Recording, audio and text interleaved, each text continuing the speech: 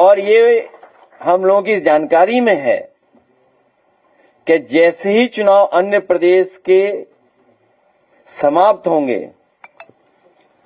पूरी भारतीय जनता पार्टी की फौज, बटालियन, जो कुछ है वो उत्तर प्रदेश में आ जाएगी।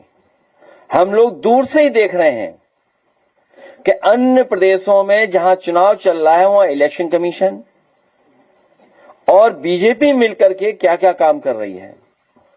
उन सब से भी हम संगठन के लोग सावधान रह करके उनकी साजिश षड्यंत्र को समझते हुए उत्तर प्रदेश में पुनः समाजवादी सरकार बने, उसके लिए हम लोग जमीन पर काम करेंगे। और जिस समय सरकार बनेगी तो अच्छे दिन तो लाए नहीं लोग, लेकिन बुरे दिन जाने वाले हैं, ये तो जनता जान गई है।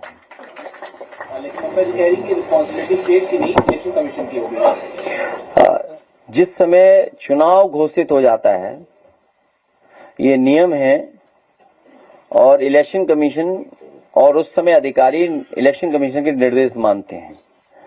और जो हम लोग वेस्ट बंगाल में देख रहे हैं, इतने अधिकारियों को हटाया गया है और अधिकारियों को इसलिए हटाया गया है कि वो इलेक्शन कमीशन का निर्देश सीधा माने। तो अगर कोई घटना घटी है और किसी तरह की कोई बात सामने आई है तो इलेक्शन कमीशन इसलिए भी जिम्मेदार बनता है क्योंकि चीफ सेक्रेटरी और डीजीपी और बड़े बड़े अधिकारी बंगाल में हटाए गए हैं।